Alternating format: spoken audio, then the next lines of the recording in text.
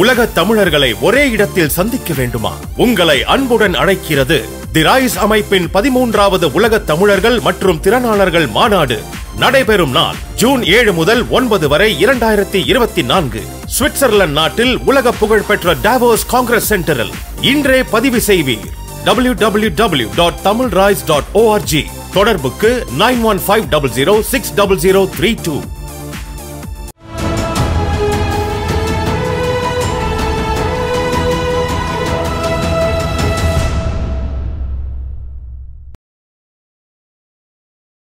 தமிழரம் நேயர்களுக்கு அன்பு வணக்கம். இன்றைக்கு மூத்த அரசியல் விமர்சகரும் மருத்துவருமான திரு காந்தராஜ் அவர்கள் நம்மோடு இணைந்திருக்கிறார். வணக்கம் சார்.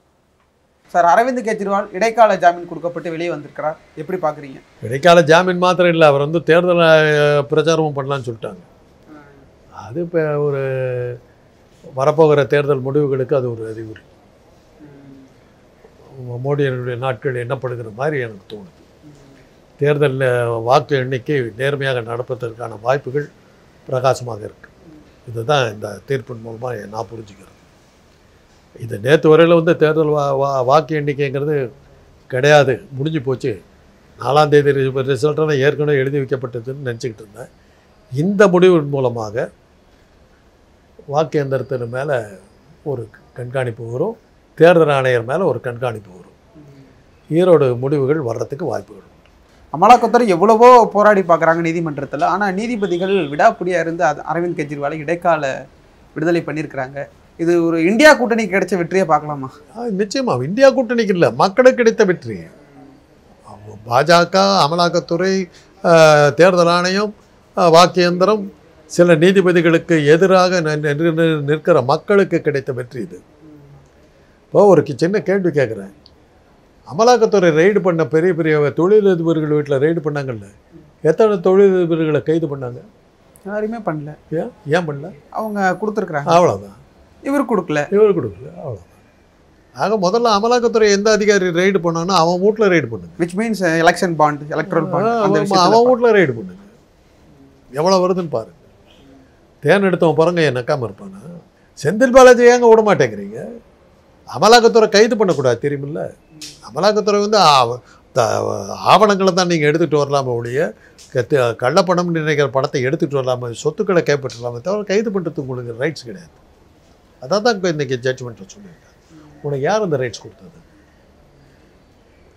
செந்தில் பாலாஜி கேட்டு இருக்க வேண்டிய கேள்வி இன்னைக்கு கேட்குறாங்க, 2 வருஷம் கழிச்சு கேட்குறாங்க. ஆனால் செந்தில் பாலாஜி வழக்கில் கேட்க தவறிட்டாங்களோ நீதிமன்றங்கள்? கேட்க விடலை. அன்றைக்கி பாஜக பவர்ஃபுல்லாக உட்காந்துட்டு இருந்தது. அன்றைக்கி பழனிசாமியோட கூட்டோட உட்காந்துட்டு இருந்தாங்க. இன்றைக்கி இவர் மோடி கீழே உழுந்துக்கிட்டு இருக்காருங்கிறதுக்கு இந்த ஒரு தீர்ப்பே, அமலாக்கத்துறையை பற்றி இந்த நீதிபதி கேட்ட கேள்வியே மோடியினுடைய வீழ்ச்சியினுடைய ஆரம்பத்தை காட்டு. அரவிந்த் கெஜ்ரிவால் விடுதலை தொடர்ந்து மம்தா பானர்ஜியாக இருக்கட்டும், கேரளா முதல்வர் பினராயி விஜயனாக இருக்கட்டும், பல தலைவர்கள் வாழ்த்துக்கள் சொல்லியிருக்காங்க, வரவேற்கும் செஞ்சிருக்கிறாங்க. இன்னும் ஒரு படி பலம் இந்தியா கூட்டணிக்கு சேர்த்துருச்சோ அரவிந்த் கெஜ்ரிவாலுடைய விடுதலை? மக்களுக்கு சேர்த்துருச்சு. மக்கள் வர்சஸ் பாஜக தான். மக்களுக்கும் பாஜகவுக்கும் மத்தியில் நடந்த போராட்டத்தில் இந்த தீர்ப்பின் மூலமாக மக்களுக்கு ஒரு பெரிய வெற்றி கிடைத்தது. தேர்தல் நெருங்க மோடிக்கு எதிராக பல காட்சிகள் நடக்கிற மாதிரி தெரியுது. இது மோடியினுடைய பின்னடைவை நம்மளுக்கு முன்னாடியே காட்டுதோ? எங்களுக்கெல்லாம் முதல்லையே தெரிஞ்சது. உங்கள் போன்ற மீடியாக்கள் தான் அதை மூடி மறைச்சிக்கிட்டு இருந்தீங்க. ஒரே ஒரு நம்பிக்கை அவருக்கு இருந்தது தேர்தல் ஆணையம், வாக்கு எந்திரம் தான். இன்றைக்கி இந்த தேர்வு இதெல்லாம் இது அதானியே மோடி கிட்ட ராகுல் கிட்ட போகிறாருங்கிற மாதிரி மோடியே பயப்படும்போது அதானி ஏன் கை விடுறாரு? இந்த ஆளை நம்பி பிரயோஜனம் இல்லைன்னு அவருக்கே தெரிஞ்சு போச்சு. இல்லை, அதுவே தேர்தல் முடிவு சொன்ன மாதிரி தானே அர்த்தம். தேர்தல் நெருங்க நிதிஷ்குமார் அவர்கள் ரொம்ப தொய்வாக இருக்க மாதிரி சொல்கிறாங்க. ஆந்திராவில் சந்திரபாபு நாயுடு மோடியினுடைய படத்தை போட்டே பிரச்சாரம் பண்ண மாட்டாரு. அந்த பக்கம் பார்த்தீங்கன்னா ரேவண்ணா அவர்கள் பாலியல் ரீதியாக வழக்கில் மாட்டுறாரு. இப்படி பாஜக நம்பியிருக்கக்கூடிய தலைவர்கள் சரிஞ்சுக்கிட்டே இருக்கிறத இது எப்படி பார்க்குறது? பாஜக எந்த வகை என்னைக்கு நல்லா இருந்தாங்க? நீங்கள் எல்லாம் சேர்த்து ஏற்றி விட்டதில் தாங்க அவங்கெல்லாம் மேலே இருக்கிற மாதிரி காட்டிக்கிட்டு இருந்தாங்க. மக்களுக்கு அவங்களுக்கு எந்த காலத்திலுமே தொடர்பு கிடையாது. இன்றைக்கி இல்லை, என்றைக்குமே கிடையாது. அவங்க நம்பி இருந்தது அந்த சொன்ன ஒரு ஏறத்தாழ 1 லட்சம் அதிகாரிகள், வாக்கு எந்திரம், சில நீதிபதிகள், இதை வச்சு தான் அவங்க ஓட்டிக்கிட்டு இருந்தாங்க. இன்றைக்கி அதுவும் சேர்ந்து விழுந்துக்கிட்டு இருக்கிறதுனால தான் அவங்களுக்கு இப்போ நம்பிக்கை தளர்ந்துக்கிட்டு வருது. அவ்வளோதான். இந்த 7 கட்ட தேர்தல் பாஜகவுக்கு சாதகமாக தான் நடத்தினதா சொல்லப்படுது. ஆனால் நாட்கள் நெருங்க மாற இது வந்து இதுவே அவர்களுக்கு ஒரு பாதகமா போகுதோ, எதிர்ப்பு கிளம்புதோ? எதிர்ப்பு கிளம்பிட்டதுனால தானே இந்த நீதிமன்ற இந்த இதுவும் அதானி வந்து ராகுல் காந்தியோட தொடர்பு வச்சிருக்காருன்னு மோடி சொல்லும் போதே உங்களுக்கு புரியலையா? அதானியே கை விட்டுட்டார். இந்த இது தோத்து போன குதிரை இது மேலே பணம் கட்டக்கூடாதுன்னு விட்டுட்டார். வந்து அர்த்தம் மோடியை ஒத்துக்கிறார், என்ன கை விட்டாங்க. இப்போ பார்த்தீங்கன்னா மோடி வந்து ராகுல் காந்தியை பப்புன்னு இந்த மாதிரிலாம் சொல்லி கேலி பண்ணது நம்மளை பார்க்க முடிகிறது. ஆனால் மீண்டும் வந்து பிரதமராக ராகுல் காந்தி வந்தால் அப்படின்ற பேச்சை எடுத்திருக்கிறார். இப்படி பேச பேச ராகுல் காந்தியினுடைய செல்வாக்கு உயர்ந்துருச்சு அப்படின்னு பார்த்துக்கலாமா சார்? வேற என்ன, இந்த டைலாக் தான் சொல்லணும், பப்பு வச்சுவிட்டாண்டா ஆப்பு, அவ்வளோதான். ஆனால் இந்தியா கூட்டணியில் யாரும் பிரதமர் வேட்பாளர்னு அறிவிக்கல, ஆனால் மோடியே டிசைட் பண்ணிட்டாரோ? அது நீங்களா பார்த்து சொல்லிக்கிட்டு இருக்கிறதுங்க, உங்கள் மன அரிப்பில் பேசிக்க சார். வெளிப்படையாகவே யாரும் சொல்லி சார் மன அரிப்பு. இப்போ உங்களுக்கு ஆளே இல்லையா, உங்களுக்கு ஆளே இல்லையா, பட்டுக்கிட்டு போங்களேன், யார் வர்றாங்கன்னு பார்ப்போம், யார் வந்து கடைசியில் வர்றாங்கன்னு பார்ப்போம். ஆனால் ராகுல் காந்தி தான் பிரைம் மினிஸ்டர் வேட்பாளர். இப்போ ஒன்று சொல்கிறேன் கேட்டுங்க, ஒருவேளை பாஜக ஜெயிச்சாக்கா மோடி பிரதமர் இல்லை, அது தெரியுமா உங்களுக்கு? பிரதமர் இல்லைன்னு சொல்றீங்க? கிடையாது சார், அவர் தான் பிரதமர். ஏற்கனவே 2 தடவை குஜராத்தில் சீஃப் மினிஸ்டராக இருந்துட்டா, ஒரு தடவை பிரதம மந்திரி ஆகிட்டார், 75 வயசு ஆகிடுச்சு. ஆர்எஸ்எஸ்னுடைய இது பிரகாரம் இதுவுமே அவருக்கு வாய்ப்பு கிடையாது. எலெக்ஷன் முடிஞ்சவொடனே அத்வானிக்கு பக்கத்தில் ஈசிஆர் போட்டு உட்கார வச்சுருவாங்க. அவ்வளோ புது நியூஸெல்லாம் சார் இருக்குது. புது நியூஸில் இது தான் நடக்க போகுது. அதெல்லாம் இதுவும் ஒரு காரணம், மோடி பேயறிஞ்ச மாதிரி சுற்றுறதுக்கு. நிதின் கட்கரியோ யோகி ஆதித்யநாத்தோ இவங்களில் 2 பேர் ஒருத்தர் தான் பிரதம மந்திரி. அதை சொன்னால் வரக்கூடிய அரைக்கா ஓட்டும் போயிடுங்கிறது பயத்தில் தான் அவங்க பேசாமல் இருக்காங்க. ஏன்னா யோகி ஆதித்யநாத் ஒரு வாரம் சொல்லி ஒரு ஓட்டு கேட்டு பாருங்கள், சந்தன மண்டலத்தில் இருக்கிற பூச்சி பிராணி கூட இந்த ஏற்று ஓட்டு போட்டு அந்த அளவுக்கு ஒரு பாப்புலர் மனுஷன் அந்த ஆள் யோகி ஆதித்யநாத். சார், சவுக்கு சங்கர் கைது செய்யப்பட்டிருக்கிறார், எப்படி பார்க்குறீங்க? அவருடைய பேச்சுக்களுக்கு அவர் எதை மாட்டிக்கிறார்னு நினைக்கிறேன். அதுக்கு நாட்டம் என்னை போல் அவரும் ஒரு அரசியல் விமர்சகர், எங்கேயோ தவறி போய் மாட்டிக்கிட்டார். சவுக்கு சங்கர் ஒரு யூடியூபர்ன்ற தாண்டி அவருக்கு அறிக்கை விடுற தலைவர்கள்லாம் பார்த்தீங்கன்னா சசிகலா, ஓபிஎஸ், எடப்பாடி, இது போன்ற அதிமுகவில் இருந்த மிக முக்கியமான தலைவர்கள்லாம் அறிக்கை விடுறாங்க. எப்படி உங்களுடைய இதுதானே அவர் இருந்தார், அவங்களுக்கு ஃபேவரா? எடப்பாடி கிட்ட தான் அவர் இருந்ததா சொன்னாங்க. எடப்பாடி கருத்துக்களை தான் அவர் சொல்லிக்கிட்டு இருந்தார். நம்ம எடப்பாடியோட ட்விட்டர் கூட நானுமே படித்தேன், கருத்து சுதந்திரம் இல்லை அப்படின்ற மாதிரி போட்டு. எடப்பாடி கிட்ட தான் அவர் வேலையை பார்த்துட்டு இருந்தார் தான் சொன்னாங்க. அந்த சேனலே அவருடைய சேனலே எடப்பாடி தான் நடத்துனதா சொன்னாங்க. முதல்ல வந்து இப்போ பாஜக கிட்ட இருந்தார், அங்கேருந்து இப்போ இதுக்கு வந்துட்டார். அரசியல் சார்போடு இருக்கிறதுனால அவருக்கு அந்த பிரச்சனை வரத்தாச்சு. தெரிஞ்சுக்கணுன்றதுக்காக கேட்குறேன். சசிகலா என்றவங்க ஒரு பெண்மணி, சவுக்கு சங்கர் ஒரு பெண்மணியை அவதூறாக பேசியதுனால தான் நீங்கள் உள்ளே இருக்கார். இப்படி பேசியதுக்கு கண்டனங்களை தெரிவிச்சிருக்கணும், ஆனால் அவங்க வந்து சப்போர்ட்டில் பண்ணுறாங்க. இது எப்படி புரிஞ்சுக்கிறது? இதுக்காக நீங்கள் கைது பண்ணுறதான்னு ஒரு கேள்வி, அது கேட்கணும். இல்லை 1000 இருந்தாலும் நம்மகிட்ட வேலை பார்த்த ஆள் காட்டி கொடுக்க முடியாது. சசிகலா வந்து கஞ்சா வச்செல்லாம் வந்து சவுக்கை கைது பண்ணக்கூடாது, இது ரொம்ப அத்துமீறல் அப்படின்ற மாதிரிலாம் சொல்லியிருக்கிறாங்க. எதை வச்சு கைது பண்ணுங்கிறாங்க? கஞ்சா வச்சு தான் கைது பண்ணாங்க. கஞ்சா வச்சு கைது பண்ணக்கூடாது, வேறு எதை வச்சு கைது பண்ணலான்னு சொல்கிறாங்கன்னா அதை பற்றி சொன்னால் போலீஸ் பண்ணிட்டு போகிறாங்க. என்னப்போ ஏங்க, ஒரு தனிப்பட்ட ஒருத்த வாழ்க்கையை பற்றி நீங்கள் விமர்சனம் பண்ணிங்கன்னா இதெல்லாம் அனுபவிச்சு தான் ஆகும். உங்கள் அரசியலை பேசுங்க, உங்கள் தொழிலை பற்றி பேசுங்க.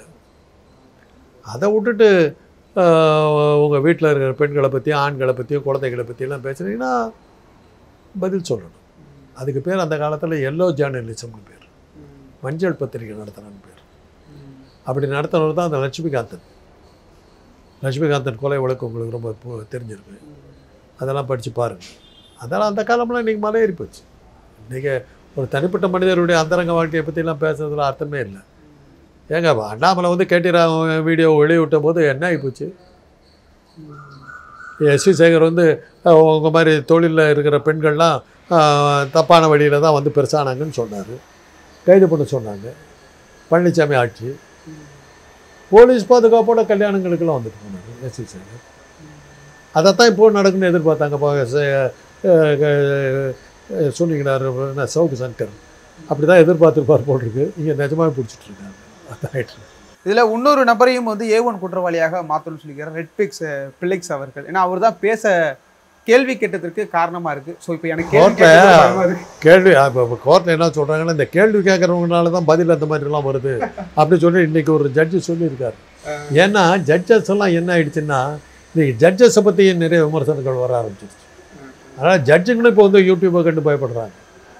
இன்றைக்கி யூடியூப் தான் மக்களுடைய குரலாக மாறி இருக்குது. சேட்டலைட் டிவிலாம் கிடையாது, யூடியூப்பை கண்டு தான் எல்லாருமே பயப்படுறாங்க. யூடியூப்பை கட்டுப்படுத்த இதான் நேரன்ற மாதிரி கட்டுப்படுத்துறதுக்கு வழி இல்லையே. உங்கள் சேனலில் முடக்க முடியுமா? என்கிட்ட ஒரு செல்ஃபோன் இருந்தால் போது உங்கள்கிட்ட செல்ஃபோன் இருந்தால் கருத்து பரிமாற்றம் நடந்துக்கிட்டே இருக்குது, தடுக்க முடியாது. இன்றைக்கி அதெல்லாம் நடக்கிற காரியம். இப்போ ஃபெலிக்ஸ் அவர்கள் கைது செய்யப்படுவாரா? போடலாம். இல்லை கோரி இருக்கிற மாதிரி பேசிக்கிட்டு நம்ம 2 பேர்த்தையும் கூட கைது பண்ணலாம். அதுக்காக தான் கேள்வி கேட்க பயமாக இருக்கு எனக்கு. இதில் என்ன இருக்குது? ஜெயில் நல்லா இருக்குங்க. நான் ஜெயிலில் டாக்டராக இருந்திருக்கேன். அதாவது ரெட் ஹில்ஸ் ஜெயில் ரொம்ப நல்லாயிருக்கும். வாரத்தில் 2 நாள் சிக்கன்னு, மாதத்தில் ஒரு சினிமா, எல்லாம் இருக்குது. நல்லாயிருக்கும். சான்ஸ் அதாவது லக் இருந்தால் தான் அங்கே போக முடியும். ஜெயிலுக்கு போகிறதுக்கு சார் லக் வேணும். இது சிபாரிசெல்லாம் நிறையா வேணும். ப்ரெஷர் கொடுத்தா தான் போக முடியும். இல்லாட்டி பாளையங்கோட்டை அந்த மாதிரி இங்கே போட்டுருவாங்க. ரெட் ஹில்ஸில் கிடைக்குதுன்னாக்கா வீட்டோட வசதியாக இருக்கும். சவுக்கு சங்கரனுடைய வழக்கறிஞர் வெளியே வந்து ஒரு செய்தியாளர் சந்திப்பில் சொல்கிறாரு, சவுக்கு சங்கரை உள்ளே வந்து அடிக்கிறாங்க அப்படி சொல்கிறாரு. அதுக்கு உதாரணம் நம்ம அவர் கையில் கட்டு போட்டு வந்ததை பார்க்க முடியுது. உண்மையாகவே காவல்துறையினர் சிறை காவலர்கள் அடித்தார்களா சவுக்கு சங்கரை? ஜெயிலில் அடிக்கிறது சகஜம். ஆனால் இவர் அடித்தாங்களா எனக்கு தெரியாது. கையில் கட்டு போட்டிருக்காரு. கையில் கட்டு போய் அது அவரே கூட போட்டுக்கிட்டுருக்கலாம். அதை அனுமதிப்பாங்களா சார்? எந்த ஆஸ்பத்திரியில் போட்டாங்க? எந்த ஆஸ்பத்திரி கூப்பிட்டு போனாங்க? என்ன இருந்துன்னு போட்டாங்க கட்டு? கோயம்புத்தூர் பக்கம் தாராபுரமா ஏதோ தாராசுரம், அது வந்து ஆக்சிடென்ட் ஆனதுக்கு கூட்டு போயிருக்காங்க. ஆக்சிடென்ட் ஆச்சு. ஆக்சிடென்ட் அடிபட்டுருக்கும். இப்போ எக்ஸ்ரே எடுத்துருக்க மாட்டாங்க. கைது பண்ண பிறகு எக்ஸ்ரே எடுத்த போது ஹேர்லைன் ஃப்ராக்சர் இருந்திருக்கும். ஹேர்லைன் ஃப்ராக்சர் தான் கட்டு போடுவாங்க. அதுக்கு என்ன தப்பு? அடித்ததுக்கு என்ன ஆதாரம்? அந்த வக்கீல் தான் சொல்கிறோம். சார் இதில் ஒன்று புரியல. பேசியது சவுக்கு, கஞ்சா வச்சு சிக்கியிருக்கிறாங்க. வழக்கு கொடுத்தது பெண் உயர் அதிகாரிகள் காவலர்களாக இருக்கிறாங்க. ஆனால் திமுக மேலே குற்றம் சாட்டுறதை எப்படி புரிஞ்சுக்கிறது? உண்மையாகவே திமுக தான் கஞ்சா வச்சு வழக்கு போட மாதிரிலாம் ஒரு மாதிரி பேசுகிறாங்க. இது எப்படி? ஓனாய் ஆடு கதை தாங்க. நான் இந்த பக்கம் தண்ணி கொடுக்குறேன், அந்த பக்கம் இருக்கிற தண்ணி அங்கே பக்கத்துல வர்ற தண்ணி நான் எப்படி கிடைக்கிறேன்னு ஆடு. நீ இது பண்ணலன்னாக்கா உங்கள் அப்பா பண்ணியிருப்பான், உங்கள் தாத்தா பண்ணியிருப்பான்னு ஆட்டை கடிச்சு தெரிஞ்சிச்சு. சவுக்கு சங்கருடைய வேலையை வந்து திமுக எதிர்த்து பேசுறது. அது எந்த சந்தர்ப்பம் கிடைச்சாலும் திமுக மேலே பேசிட்டு ஏட்டா உன் வீட்டில் திருட்டு போயிடுது. அவங்க அவன் இது பண்ணிட்டு அந்த பக்கத்து வீட்டுக்காரையே கேவலப்படுத்திக்கிட்டு இருந்தாக்கா உன் வீட்டில் நடந்ததுக்கு அவங்க வீட்டு ஏன் திட்டுறேங்கிறது இல்லை. ஏன் எண்ணமே வந்து உன் பக்கத்து வீட்டை கெட்ட பெறுவாங்க வைக்கிறதா. நீ என்ன ஆனாங்கிறத பதில் சொல்கிறத விட்டுட்டு திமுக தான் பிடிச்சி. ஆமாம், திமுக கவர்மெண்ட் நடக்கும் போது இருக்கிற போலீஸ் தான் பிடிக்குது. அதுக்கு என்ன பண்ண முடியும்? நீ என்னைக்காவது பாஜக பற்றி ஒரு வார்த்தை பேசிருக்க? உன்னை பற்றி உன்னுடைய அந்தரங்க வாழ்க்கையை பற்றி ஆயிரக்கணக்கான கதைகள் இருக்குது, எங்களுக்கு தெரியும். அதனால் நாங்கள் பேசுறதில்லை. ஏன்னா அசிங்கம். அப்படி பொழப்பு எங்களுக்கு தேவையில்லை. அதனால் நாங்களாம் அதை பேசுறதில்லை. அதை எடுத்த கையில் எடுத்து பதில் சொல்லணும். உன்னுடைய அந்தரங்க வாழ்க்கையை பற்றி பேசலாமா ஒரு நாளைக்கு? எவ்வளோ விஷயங்கள் இருக்கு எங்களுக்கு தெரியாதுன்னு நினச்சிக்கிட்டு இருக்கு. தெரியும். பல சமயங்கள் உன்னை பார்த்து பொறாமப்பட்டிருக்கு. கொடுத்து வச்சிருக்கீங்க. யார்? சவுக்கு சங்கர் திமுக எதிர்த்ததுனால தான் அவருக்கு இந்த நிலைமைன்னு சொல்லிட்டு வானதி சீனிவாசன் அவர்கள் நேற்றைக்கு ஒரு செய்தியாளர் சந்திப்பில் சொல்லியிருக்கிறாங்க. எடப்பாடி ஆதரிக்கிறாரு, அதனால தான் திமுக வந்து அவரை வந்து வெளிப்படையாகவே கைது பண்ணுன்னு சொல்லிட்டு வானதி சீனிவாசன் அவர்கள் சொல்லியிருக்காங்க. என்ன அம்பா இருக்குது? எடப்பாடி ஆதரிக்கிறதுனால சவுக்கு சங்கரை ஏன் கைது பண்ணி எடப்பாடியை கைது பண்ணிட்டு போக வேண்டியது? எடப்பாடியை ஒழிக்கிறதுக்கு சவுக்கு சங்கர் முடிக்கணுமா? அரசுக்கு எவ்வளோ வேலை இருக்கு. அதை விட்டு எடப்பாடியை ஒட்டுக்கா கைது பண்ணிட்டு உள்ள போட்டு போக வேண்டியதானே. இதே குற்றச்சாட்டுகளை போட்டு எடப்பாடியை உள்ள தட்டு போக வேண்டியதானே. கொக்கு தலையில் வண்ண வைக்கிறதான் வச்சு பிடிக்கிற கதைகள். வானதி சீனிவாசன்லாம் விடுங்க. அடுத்த எலெக்ஷன் வந்துக்கிட்டு இருக்குது, என்ன பண்ண போகிறாங்கன்னு. இல்லை சார், வானதி சீனிவாசன் திடீர்னு சவுக்கு சங்கர் மேலே ஆதரவாக பேசுவதற்கு என்ன காரணம்? வேறு என்ன பண்ணுறது? அதெல்லாம் ஒரே அவங்க இனத்தை சேர்ந்தவருந்தாங்க. சார் நிறைவாக சவுக்கு சங்கர் அவர்கள் வெளிவதற்கு வாய்ப்பே இல்லைன்ற மாதிரி சொல்லப்படுது. ஏன்னா பல வழக்குகள் பல மாவட்டங்களில் போட்டிருக்கிறாங்க. இது எங்கே போய் முடியும்? சவுக்கு சங்கருடைய எதிர்காலம் எப்படி இருக்குன்னு நினைக்கிறேன்? அது மாதிரியான எல்லோ ஜேர்னலிசம் நடத்துகிறவங்க இதெல்லாம் ஃபேஸ் பண்ண வேண்டியது. எல்லோ ஜேர்னலிசம் போய் பாருங்கள், எடுத்து பாருங்கள். அதுக்கு பேர் எல்லோ ஜேர்னலிசம். அதை நடத்தினா இதெல்லாம் ஃபேஸ் பண்ணிட்டான். லட்சுமிகாந்தன் கொல்லப்பட்டான், தெரியுமில்ல? அதில் தான் NS கிருஷ்ணன் தியாகராஜ பகதூர்லாம் ஜெயிலுக்கு போகணும். அந்த கொலை வழக்கு மிகப்பெரிய கொலை வழக்கு. இப்படி தான் எழுதுவார். உன் வண்டவாளம் தண்டவாளத்தில் ஏறும், ஒரு வாரத்தில் பதில் வராவிட்டால் உன் வண்டவாளம் தண்ட. ஒரு வாரத்துக்குள்ளே செட்டில் பண்ணிட்டாங்கன்னா மேட்ரு போகணும். இதுக்கு பேர் தான் எல்லோ ஜேர்னலிசம். அது பண்ணால் இதை அப்படி போனீங்கன்னா இதெல்லாம் இப்போ ஃபேஸ் பண்ணிட்டான். சரிம்மா சார், நிறைய விஷயங்களை பகிர்ந்து கொண்டீங்க. உங்கள் நேரத்துக்கு நன்றிகள்.